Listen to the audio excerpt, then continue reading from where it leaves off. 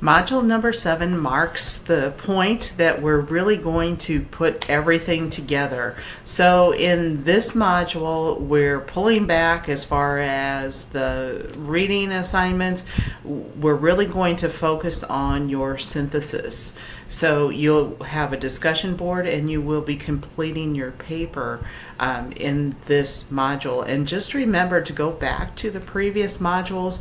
There's valuable information in the previous modules that you will need as you complete your synthesis paper, and also some of those discussion boards that you've done in the past will help you to put all the pieces together as you're connecting the dots through your final assignment.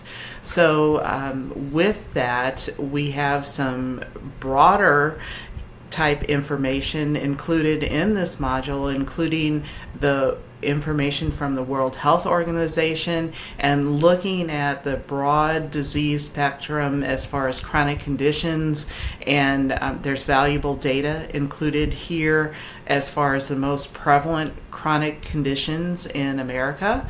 And of course there is another screencast-o-matic included in the module that does a very intense overview of the rubric and the final assignment as far as the synthesis.